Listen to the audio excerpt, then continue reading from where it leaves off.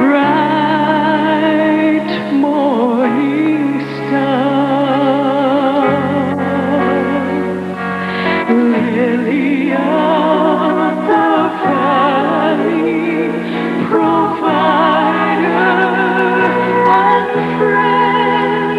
He was yesterday, he'll be tomorrow, beginning and the end.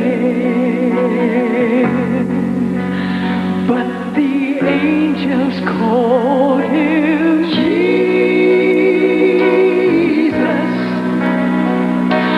born of called him Jesus, born of a virgin. And Mary called him Jesus, but I call him Lord. Jehovah Messiah, mighty God and King. He's the bread of life. He's the lasting word of love that I sing. The light in darkness, door to heaven, my home in the sky. He's the fountain of living water that never shall run dry. But the angels call him Jesus, born of a virgin. And Mary called him Jesus, but I call him Lord. And the angels called him Yeshua, born of a virgin. Little Mary called him Yeshua, but I call him Lord. And the angels called him Jesus, for he was born of a virgin. And Mary called him Jesus, oh, but I call him Lord. Mary called him Jesus, all of heaven called him Jesus, and little Mary called him Jesus, oh, but I call him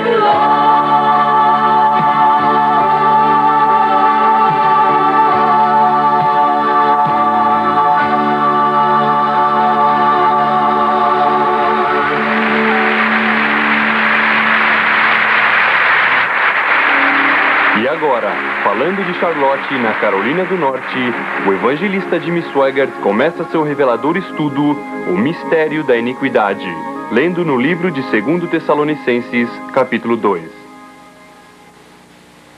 Obrigado a você, Janete, e a todos os músicos. Os que trouxeram a Bíblia, abram-na, por favor. Em 2 Tessalonicenses,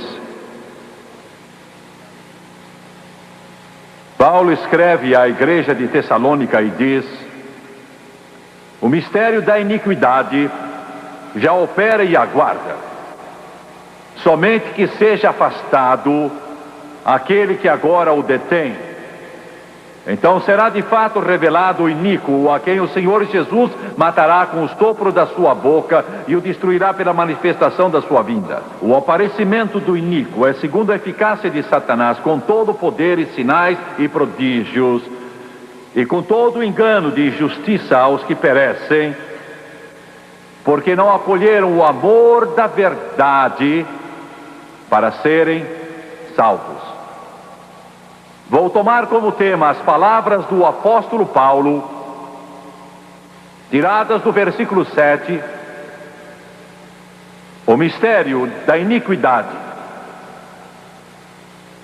O mistério da iniquidade. Deus me salvou quando eu tinha 8 anos,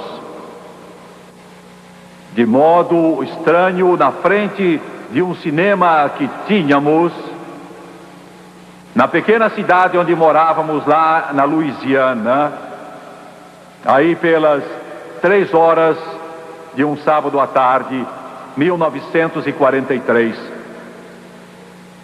E meses depois me batizou no poderoso Espírito Santo. Eu estava falando com minha esposa há dias sobre nossa netinha, que dentro de algumas semanas deverá completar 8 anos.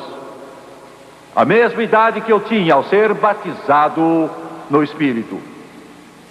Eu me lembro da grande fome que eu tinha, apesar de criança. Eu me lembro tão vívido como se tivesse sido ontem.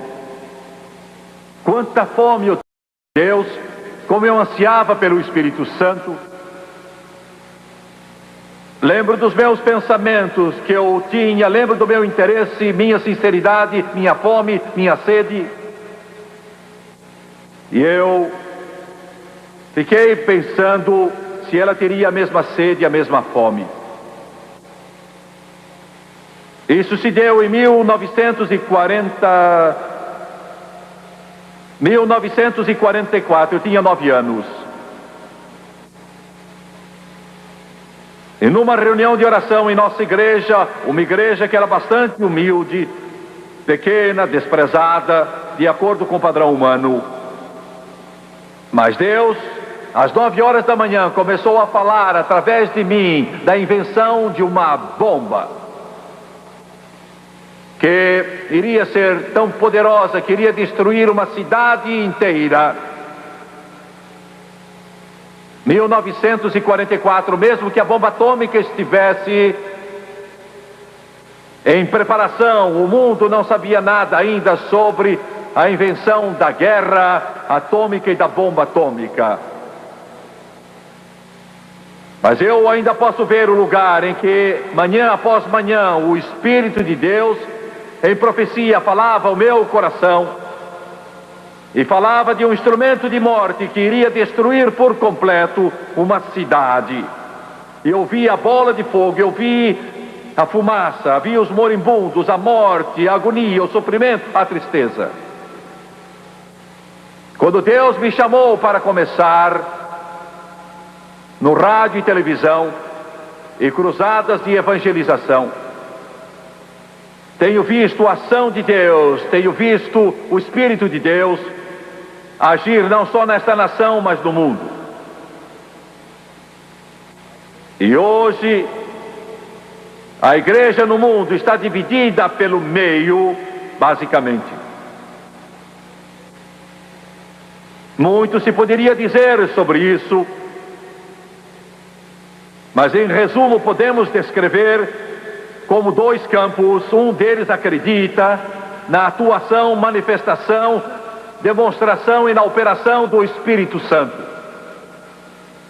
E o outro lado é o que basicamente nega a atuação, a manifestação, a operação e demonstração do Espírito Santo. O meu primeiro comentário hoje vai girar em torno da declaração de Paulo, na qual ele diz: sem que primeiro venha a apostasia. A expressão apostasia não quer dizer a pessoa se perder ou ela se afastar da fé. Quer dizer a perda do controle, uma queda espiritual lenta. De modo que o que antes estava no coração vai se apagando aos poucos. Uma apostasia gradual pode-se ver, mas é vaga. Sente-se ainda, mas é pouca. Não quero dirigir esses comentários ao mundo denominacional. Eu vou falar sobre isso mais adiante. Mas quero me dirigir primeiro às fileiras pentecostais. O que vou dizer é sério, não quero dar a isso um tom polêmico, mas eu sei do que estou falando. A mensagem pentecostal, e por isso não quer dizer uma denominação, ou grupo, ou movimento, quero dizer a mensagem de Deus, do poder do Espírito Santo, é a mensagem desta hora. Nos últimos dias, ele diz, derramarei do meu Espírito sobre toda a carne. Ele está fazendo isso hoje em proporções inéditas. E há uma coisa que precisamos entender: o derramamento do Espírito Santo quer dizer muitas coisas, mas uma delas é que ele é um sinal de que as coisas estão prestes a se encerrar, fechar, concluir. Jesus vai voltar.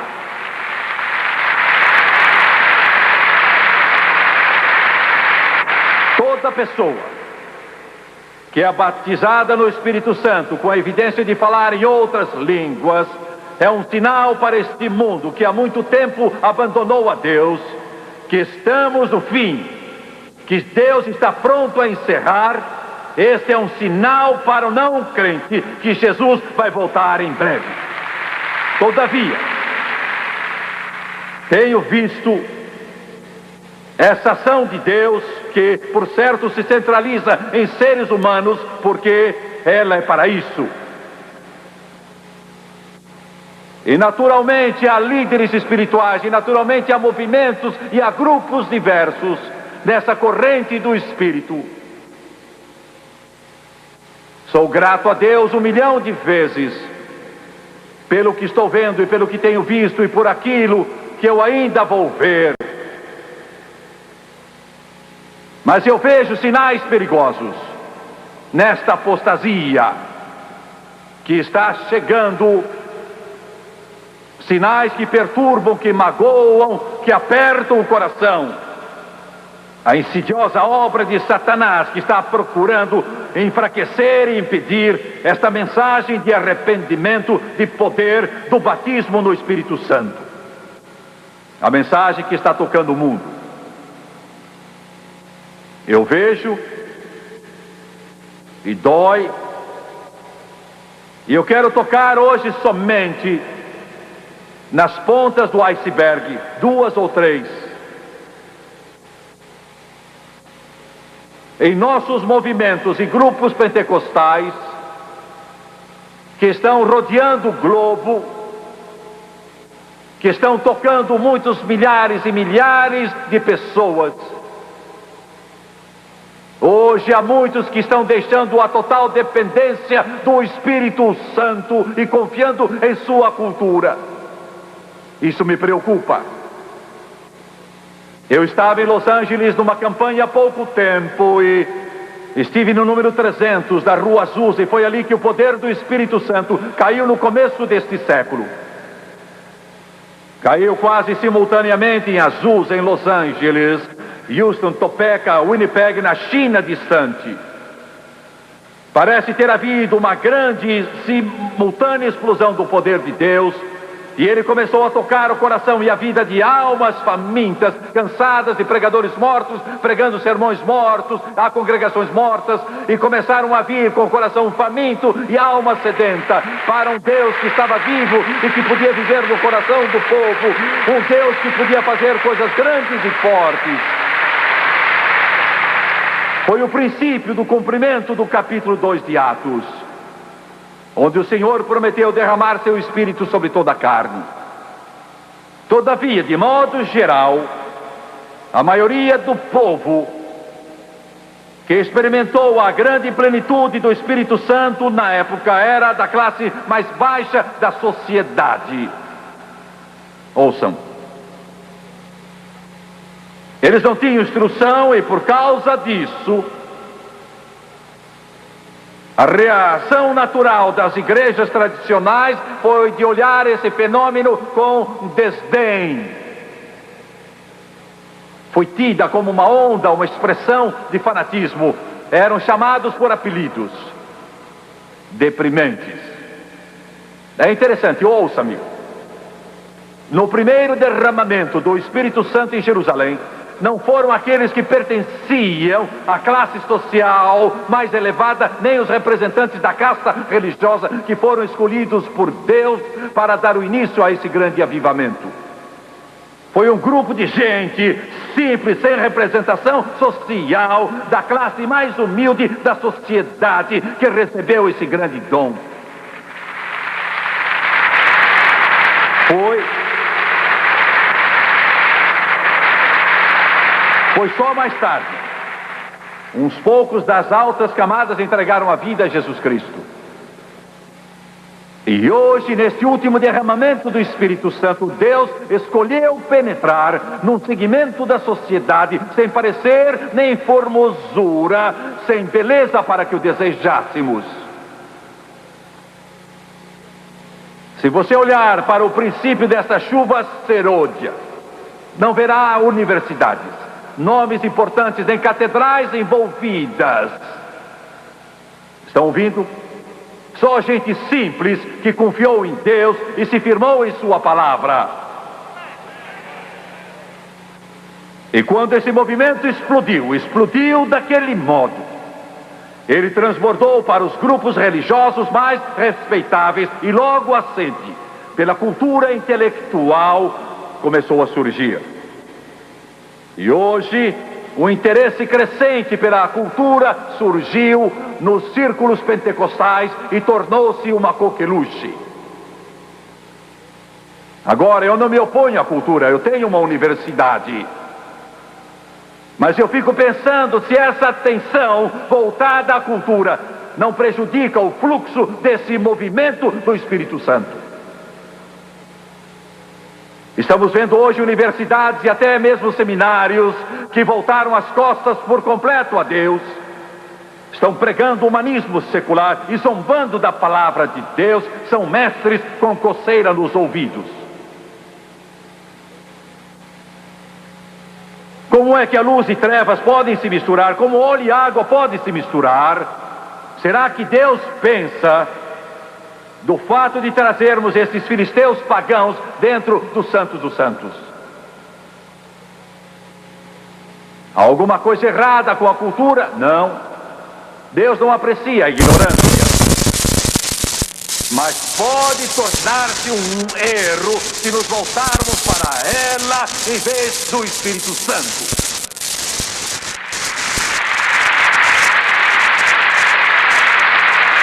Quero salientar, Deus não usou nossos antepassados pentecostais porque não tinham instrução. Ele os usou apesar desse fato, mas eu creio que Ele pode usá-los mais eficientemente com sua instrução limitada, porque eles não tinham a cultura para se apoiar nela, porque eles tinham a fonte que é o Todo-Poderoso, que podia responder suas orações e realizar milagres. A maior parte das denominações tradicionais seguiram esse rumo. E eu creio que foi um fator saliente em sua queda. E se seguirmos em seus passos, cairemos também. Eu falava com um missionário, ele disse, referindo-se a um determinado país, que tudo nele ia bem, porque diversos deles, isso é, dos missionários citados, tinham grau de doutor. Eu olhei para ele e pensei, afinal das contas, o que é que isso tem a ver com aquilo que nós estamos falando? Dá-nos homens cheios do Espírito Santo. Dá-nos homens ungidos pelo poder de Deus. Dá-nos homens tocados pelo poder do Espírito Santo. Dá-nos, homem, que o Espírito atua e o rio de Deus corre. É o que precisamos para nossas igrejas, para nossos púlpitos, para nossos auditórios, para nossas catedrais, para nossos templos. Homens cheios do Espírito Santo. Charles Finney escreveu isto: ninguém deve ser ordenado para pregar, a não ser que tenha o poder do alto. Glória a Deus. Aleluia. Poder do alto. Vocês fiquem sabendo que os demônios zombam da nossa cultura, zombam da nossa capacidade e talentos. O único poder que pode derrotar esses demônios é o poder do nome de Jesus Cristo e o poder do Espírito Santo.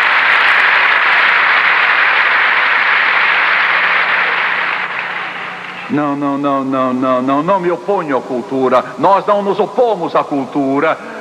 Mas ela não é a solução para aqueles que a buscam para resolver os problemas deste mundo. Só a unção do Espírito Santo pode libertar o cativo.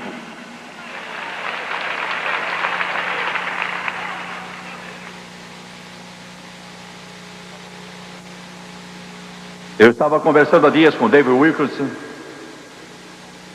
Eu disse: David, há muita gente que não vai mais ouvir certos pregadores.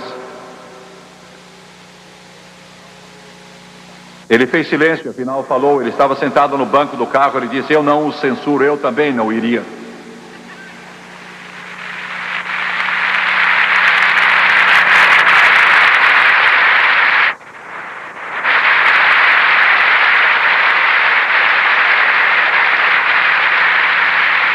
Vocês não estão olhando para um evangelista que acaba de chegar de um cinema. Vocês não estão olhando para o evangelista que vende imóveis como um biscate.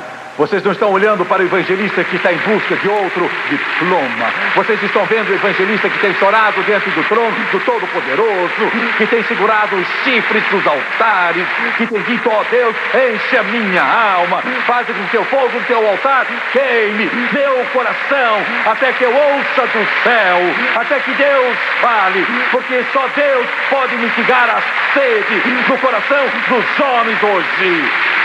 Deus, dá nos homens que receberam do céu, dá nos pregadores que receberam do céu, dá nos homens que receberam do céu, dá nos evangelistas que receberam do céu, dá nos ministros que receberam do céu, dá nos pastores que receberam do céu. Quero perguntar aos pastores que me ouvem na televisão: se a sua igreja ou ministério acabasse, prejudicaria o diabo? Dá nos pregadores que assustem o diabo no inferno e assustem o inferno do diabo. Glória. Pregadores que digam que sentem e sentem o que dizem. Pregadores que ouviram do céu e que conhecem o livro e creem que Jesus Cristo é o mesmo ontem, hoje e sempre.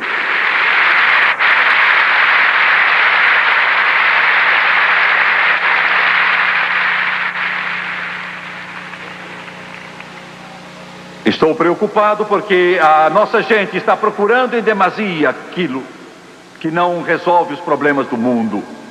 Segundo, vocês não vão gostar disso.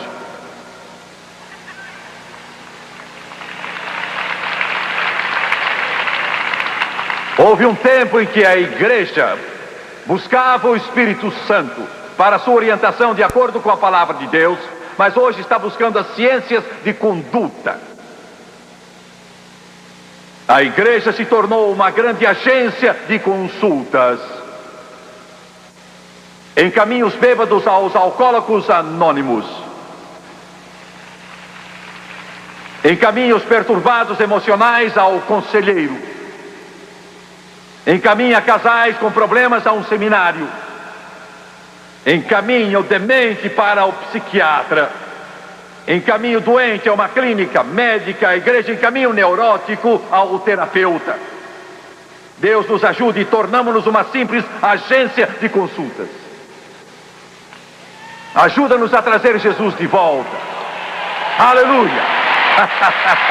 Ele impunha as mãos do doente, ele ficava curado. E o velho livro diz que a oração da fé salvará o doente. Eles levavam a ele o demente e não levavam ao psiquiatra. E quando levavam a ele, ele dizia: em meu nome expulsareis demônios, em meu nome poreis as mãos nos doentes e serão curados. Em meu nome direis essas coisas poderosas e ouvirei e responderei em meu nome. Glória a Deus.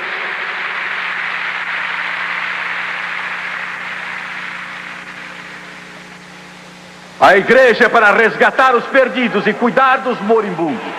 Glória. Estão ouvindo o que eu estou dizendo? A psicologia moderna ensinada em nossas universidades, ouçam-me, a psicologia moderna ensinada em nossas universidades se baseia no humanismo secular, evolução e ateísmo. Tentamos passar uma camada de verniz na palavra de Deus e este caldo insípido surge como um aconselhamento cristão. E pode ser o maior cavalo de Troia de todos eles. Algumas senhoras que aqui estão pensando: será que joguei o dinheiro fora indo ao psicólogo? Pois foi o que aconteceu.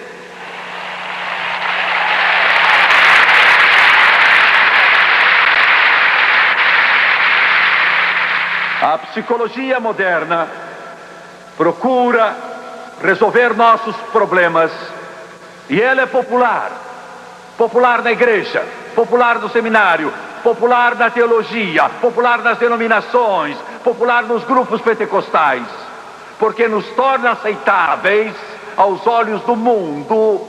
Quando as incluímos no escopo das nossas atividades e funções, não somos mais essa gente estranha e fanática, impondo nossas mãos, falando numa língua esquisita, em nome de Jesus, ordenando que sejam curados. Agora é outra coisa.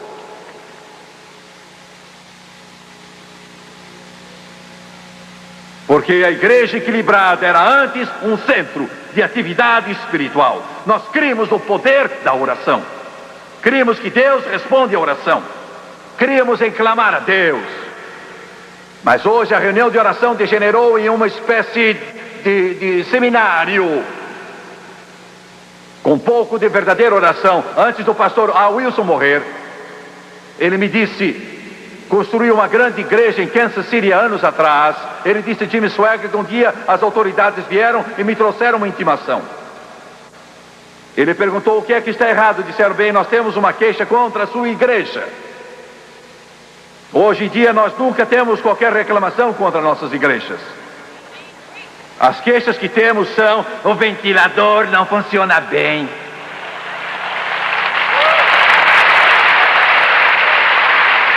ou o sistema de som me incomoda. Deus ajude nossas igrejas, nossos pregadores, e nossa pregação é a nossa vida, para que se tornem tão antagônicas ao inferno, que irritem os demônios, façam com que se zanguem, façam com que se perturbem e façam com que os poderes das trevas temam e tremam.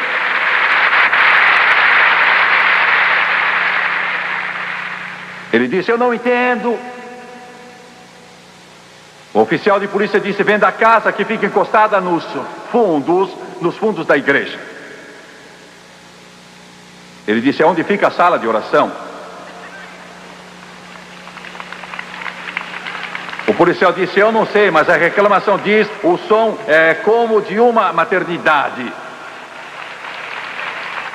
Glória, glória a Deus, glória a Deus, glória a Deus, glória a Deus.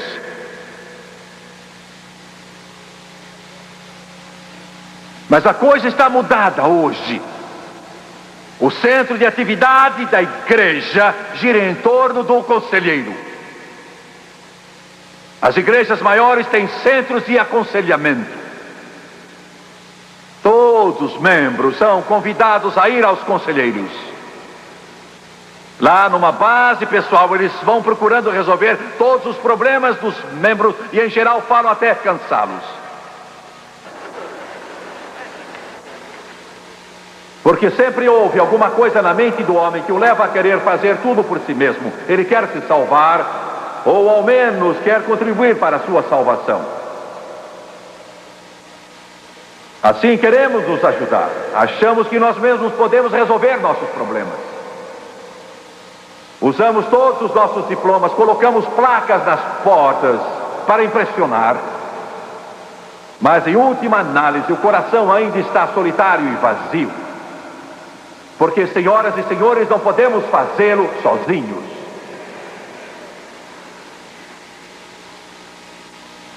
Há dias eu recebi uma carta de um jovem que estava muito zangado comigo. Era pentecostal também e era pastor. E ele disse: seus métodos não funcionam.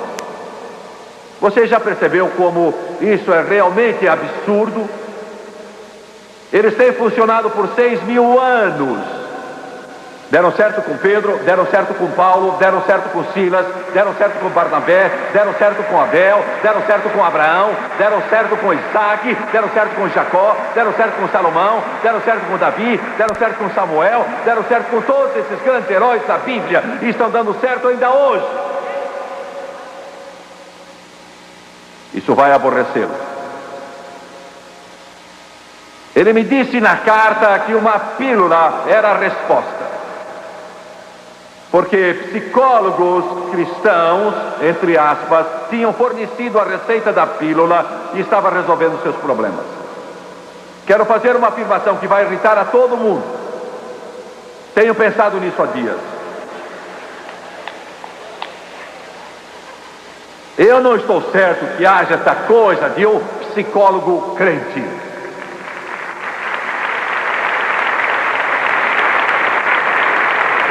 Para mim, essas duas palavras são incompatíveis. Existem crentes, existem psicólogos, mas eu não estou certo de que as duas combinem. Vocês, telespectadores, riam de mim se quiserem, zombem se quiserem, mas é o que eu penso. Conheço algo melhor, um derramamento do Espírito Santo, no qual o Espírito Santo penetra no coração das pessoas e os olhos se enchem de lágrimas e o poder de Deus penetra no coração e arranca o problema e os homens então se ajoelham ao pé da cruz e Jesus realiza a obra no coração e na vida deles e eles têm um avivamento à moda antiga no fundo da sua alma, se levantam livres e se levantam felizes e se levantam cheios e se levantam alegres e se levantam cheios do Espírito Santo. Essa é a maior terapia e a maior psicologia que o mundo já viu.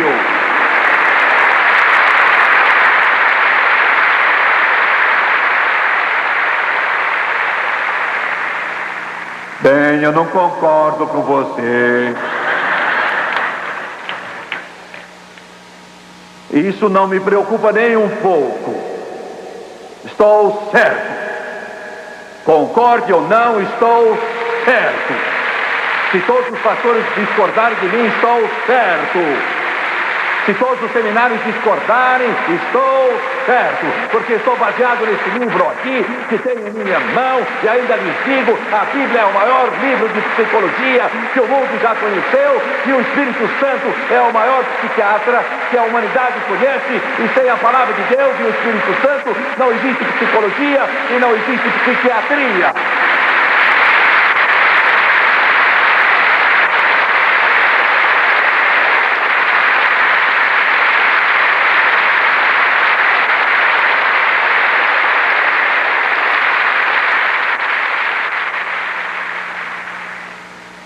As igrejas pentecostais estão caindo nessas arapucas.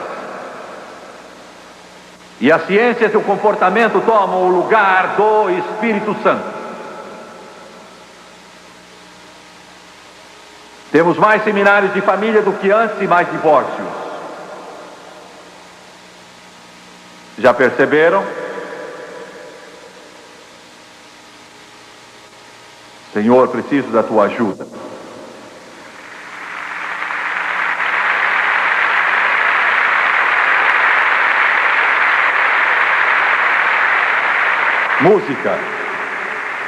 Música. Vou perturbar vocês, vou amular e mexer com vocês. É meu trabalho. É isso que Deus me ordena. repreender e exortar. A música sempre foi parte integral da apresentação da mensagem do Evangelho. Quanto mais perto de Deus, mais você canta sobre Ele, já reparou? E nessa região do país se canta bastante. Por isso se chama região da Bíblia. Vocês cantam. Que grande amigo é meu Jesus. Graça maravilhosa e poderosa. Oh, quanto eu amo essa cruz, Jesus. Segura a minha mão. Não faz diferença se é nas igrejas pentecostais, batistas, metodistas. Gostamos de cantar. Se você não canta, você não sente a glória. E não sobra nada. Mas fico perturbado e infeliz com o que passa por música cristã em alguns dos nossos círculos. Eu liguei minha televisão outro dia e uma jovem cantava com roupa colada ao corpo. As luzes estão cintilando e o conjunto toca música rock. E a fumaça está subindo lá no fundo. E ela está requebrando. Como se estivesse em algum inferninho. E ela está cantando o que se chama um hino cristão. E eu sento ali e olho para isso e fico corado. E o meu coração sofre e dói. Porque isso se chama música evangélica. Não sou contrário ao ritmo. Eu sei que algumas igrejas pensam que um órgão tocando uma música vagarosa, que isso é sinal de espiritualidade. Não é.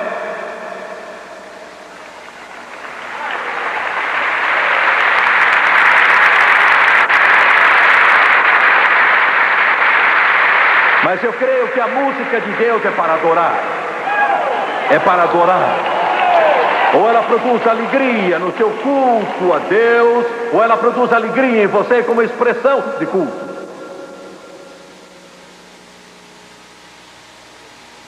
Mas eu sofri com aqueles sons esquisitos, sem nenhuma significação, em que não se entende o que está sendo dito, e essas palavras estranhas, e essa melodia, essa música, se chama rock cristão.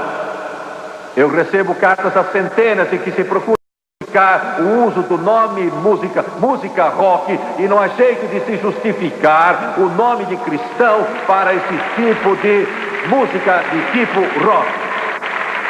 Ouçam-me.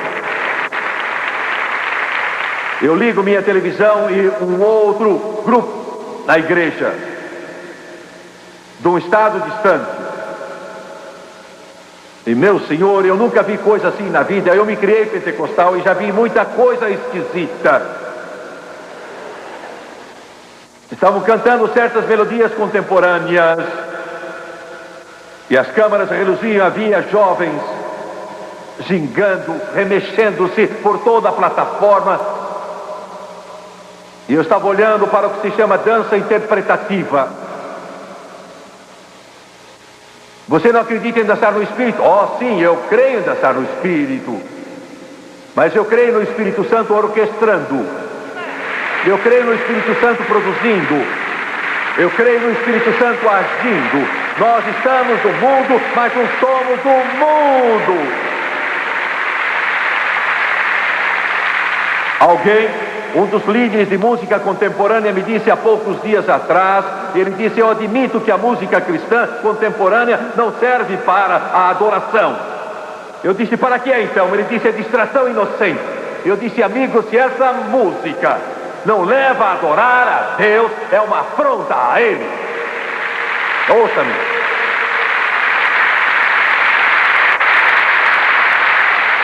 Eu estava à mesa há dias com duas pessoas a quem eu respeito.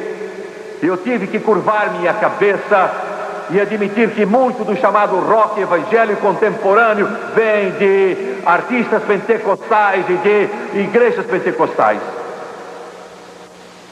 Um pastor me disse há dias: você se opõe a isso porque não se interessa por nossa juventude. Talvez eu até me interesse demais.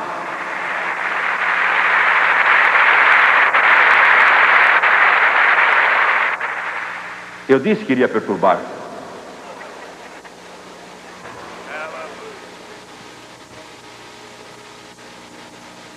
Uma senhora nos escreveu há dias e disse, fui ver o meu pastor e disse, por que não cantamos mais hinos como Seu Sangue Tem Poder, ou Glória ao Seu Nome, ou Rocha Eterna? E eu não falo de uma igreja qualquer, falo de uma igreja nossa.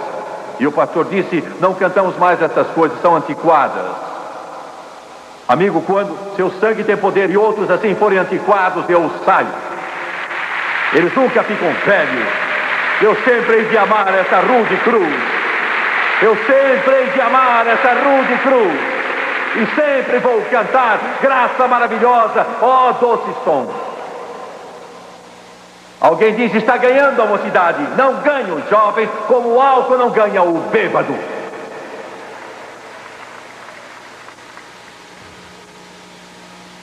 Ó Deus, ajuda-me.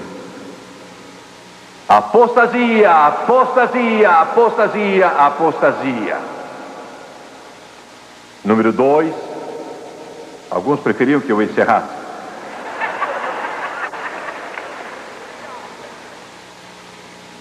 Sem que primeiro venha a apostasia e seja revelado o homem da iniquidade.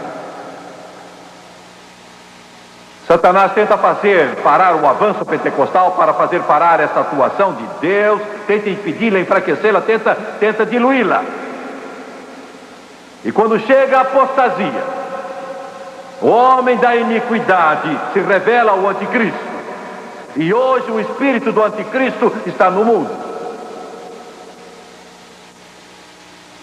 O homem do pecado está no mundo. Estava no mundo nos dias de Paulo e se mostra cada vez mais evidente hoje.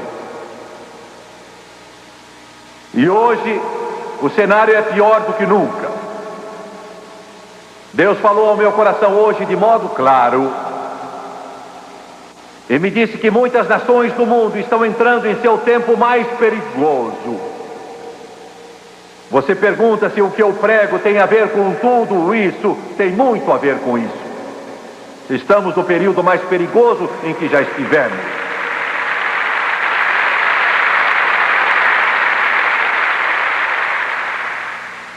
O homem do pecado está aí. Engano, o espírito do anticristo. Hoje o sistema público educacional em muitos países quase está sendo dominado completamente pelo humanismo.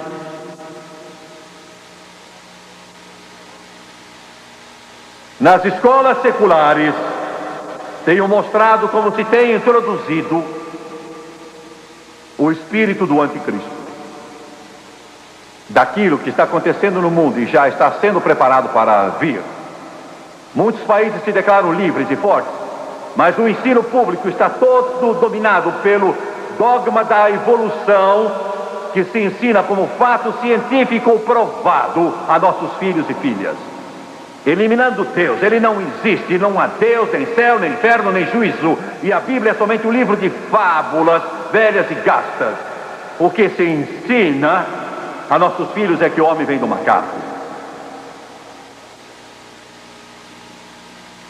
Ética situacional. Essa gente tem ensinado a nossos filhos que não há absolutos, nem certo, nem errado, nem branco, nem preto. Tudo depende. Se a população é muito grande, pratica-se o aborto, matam-se crianças. Se isso não resolver, matem-se os velhos. Ética situacional. Nada está certo, nada está errado. É o que estão ensinando a seus filhos nas escolas públicas. Nega-se e zomba-se do cristianismo.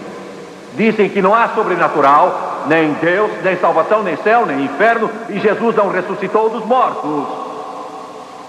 Ensinam a seu filho que a divindade está no homem. Nas escolas públicas ensinam liberdade sexual. A educação sexual é incentivada e podia chamar-se moralidade sexual pública.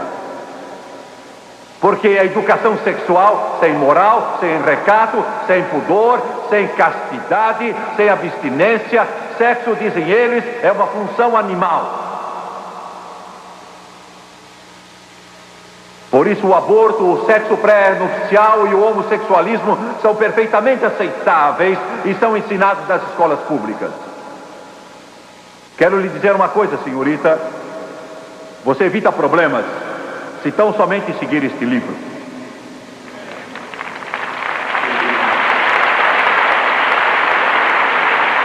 O sexo pré-nupcial está errado. Deus quer que o seu amor seja expresso para com o seu marido. O homossexualismo está errado, é pecado. Não importa o que as escolas ensinem, não importa o que a psicologia ensina, não importa o que os educadores ensinam, não importa o que os outros ensinam, ele é pecado. Ouçam-me, não existe isso de homossexualismo infantil. Isso não existe. Desafio você a provar que estou errado. Não há um menino ou menina homossexual. Alguns se tornam depois que ficam mais velhos porque algum homossexual os atraiu a essa prática pecaminosa e má. Mas não há nenhum menino homossexual ou menina homossexual.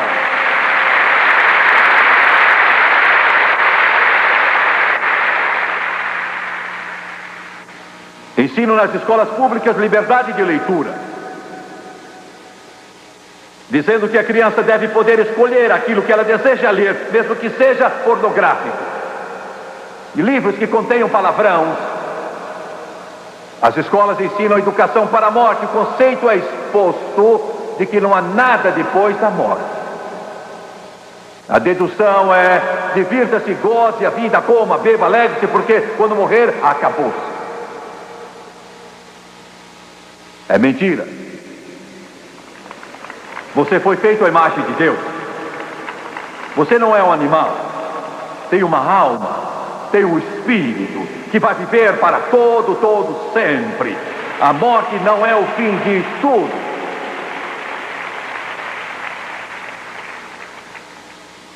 Resignadamente pagamos nossos impostos para preparar terreno para os educadores humanistas ateus fazerem a lavagem cerebral. Eu descrevi para vocês de maneira resumida o que se ensina nas escolas públicas. Agora que vocês ouçam o que não pode ser ensinado nelas.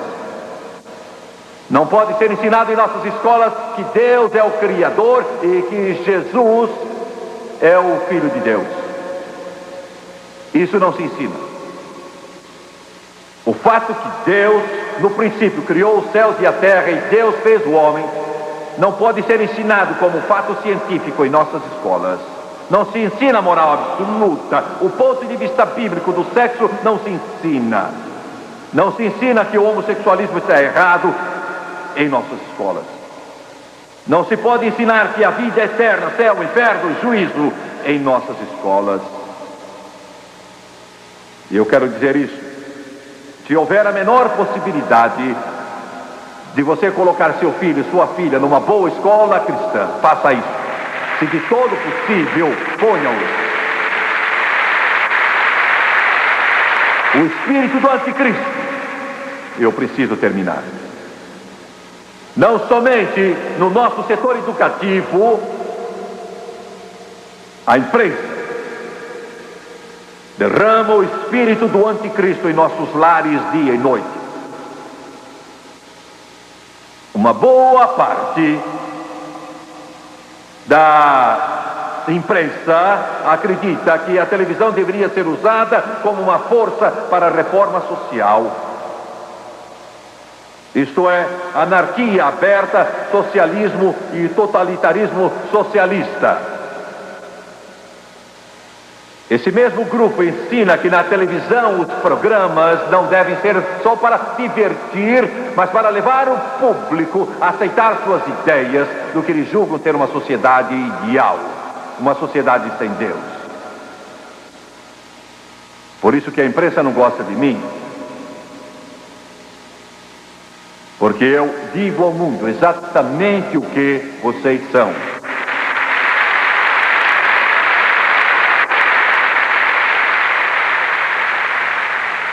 Uma boa parte dos representantes da imprensa não vai a nenhuma igreja protestante, católica ou judaica.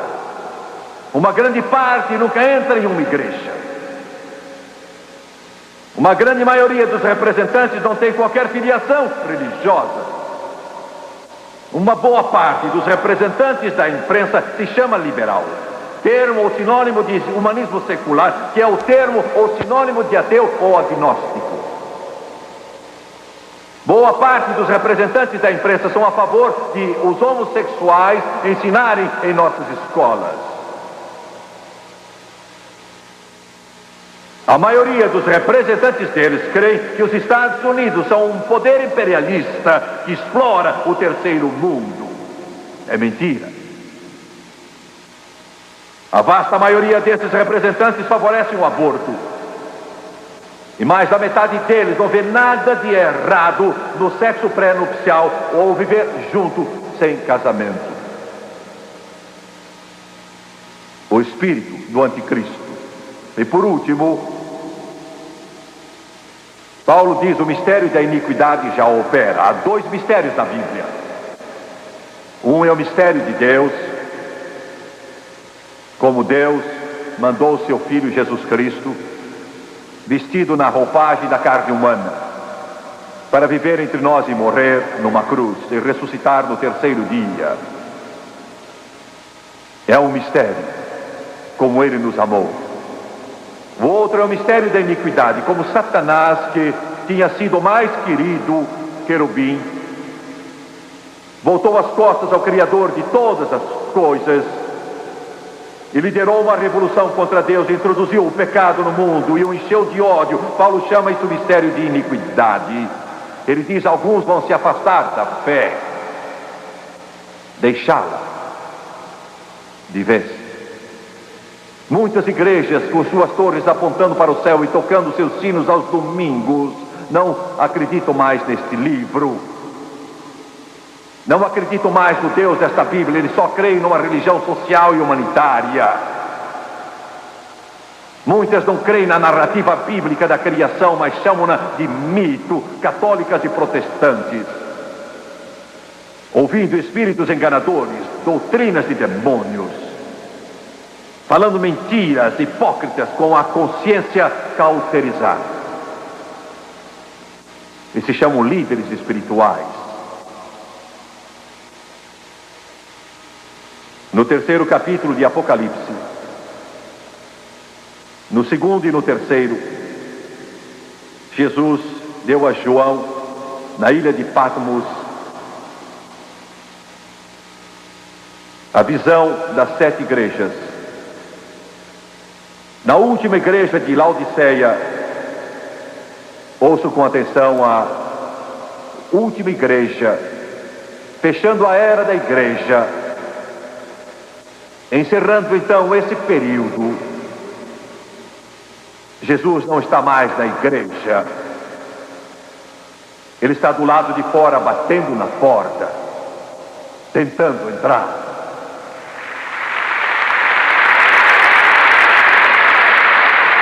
Estão me ouvindo? Jesus, o cabeça da igreja, diz no Apocalipse: eis que eu estou à porta e bato, tentando entrar.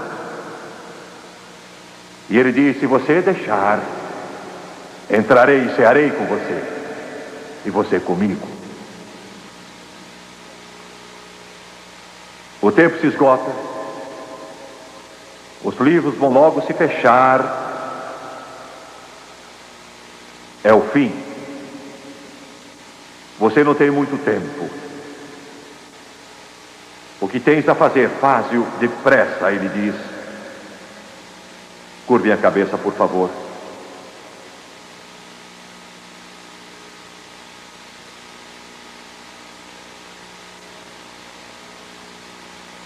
Pai, eu entreguei a tua mensagem.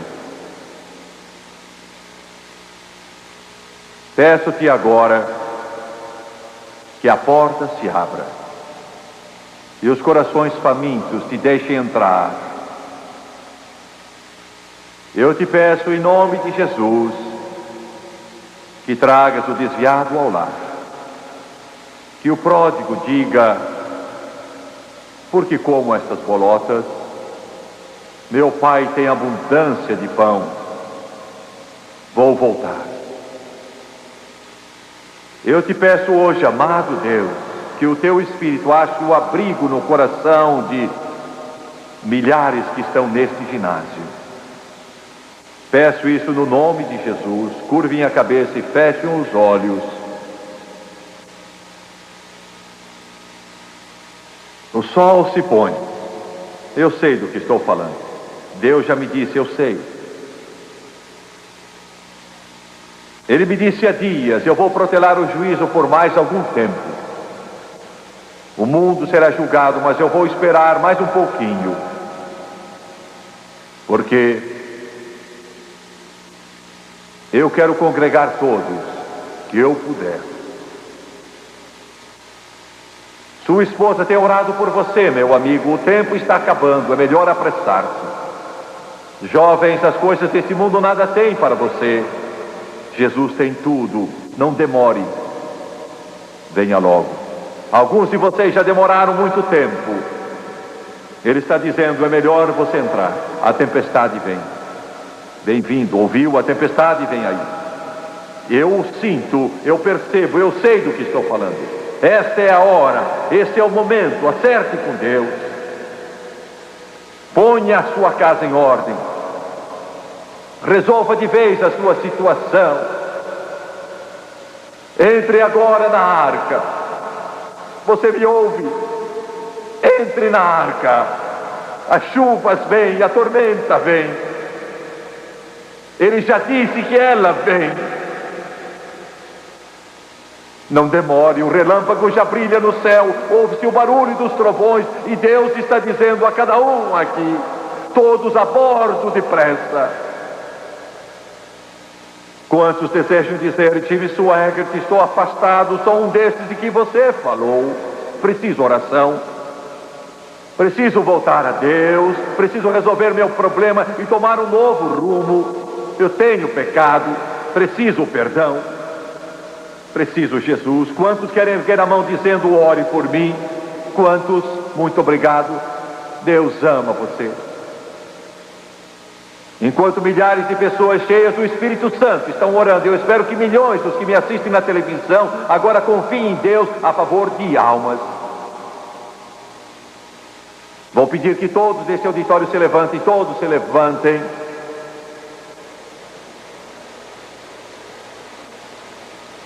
Hoje eu vou pedir a todos que levantaram a mão. Daqui a pouco vamos cantar. Há lugar junto à cruz para você. E eu vou pedir a todos que ergueram a mão por este ginásio. Eu vou pedir que venham. E quando vierem, estou certo que Deus vai tocar o seu coração. E vocês irão ver. Vocês irão ver a arca que Noé construiu. A porta está aberta. O Espírito Santo diz, depressa. A chuva está começando a cair. As nuvens estão crescendo, pesadas dos céus, e coriscantes raios de juízo estão brilhando pelo firmamento. Deus está falando a você e ao mundo. O tempo acabou. Você me ouve? O mundo todo, não só a você, mas ao mundo todo. O tempo acabou. E eu quero que você venha. Quero que venha enquanto eles cantam de toda parte. Venham já. Todos que ergueram as mãos.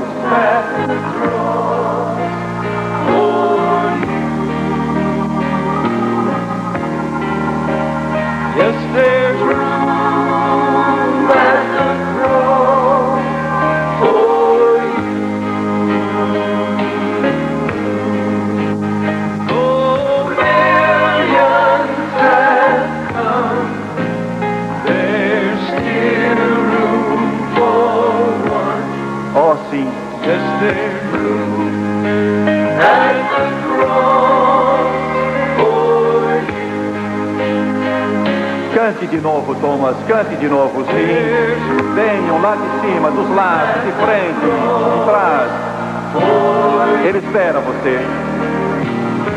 Ele está pronto a perdoar você. Tesouros instantâneos, misericordiosos. Oh, crentes, trago-nos, trago-nos, trago-nos, trago-nos.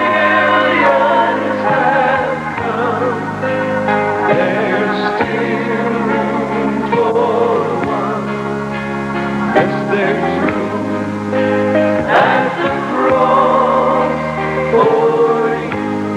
Cantem de novo, cantem de novo.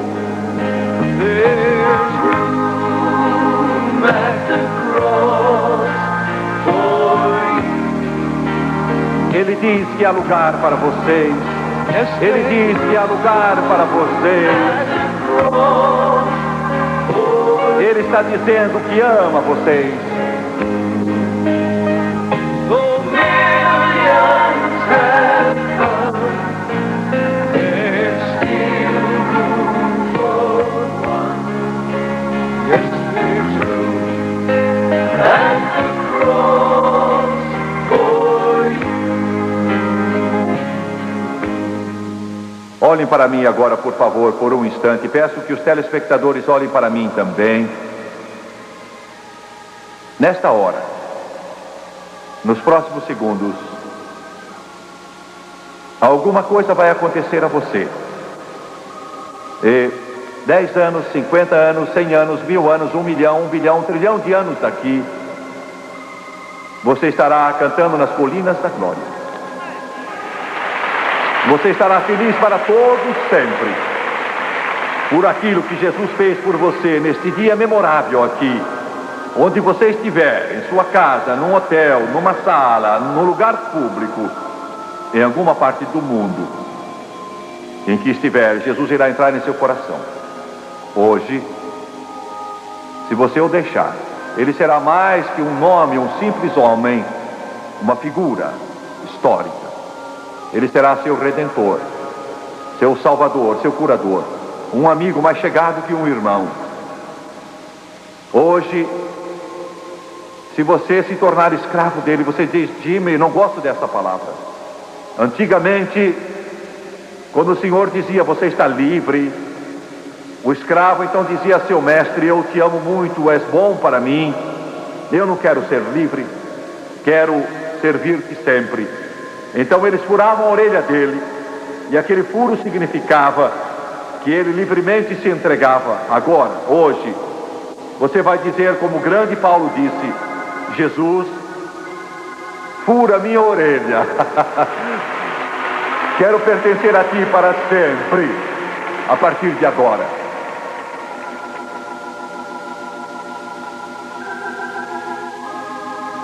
Hoje, cadeias de drogas vão ser quebradas, cadeias de álcool vão ser quebradas, cadeias de perversão e luxúria vão ser quebradas. As cadeias das trevas e do pecado vão ser quebradas. Vou pedir que curvem a cabeça agora e peço que fechem os olhos. Não quero que digam essas palavras só com os lábios. Não adiantarão nada se você o fizer, mas eu espero que digam de coração. De fato, sentindo. É isso mesmo. Não há outra fonte. Não há outra salvação. Só Ele é a resposta. Alguns estão aqui hoje, seu lar está em pedaços. E você está pensando no íntimo: se isso não funcionar, não sei o que vou fazer. Mas saiba que funciona. Funciona.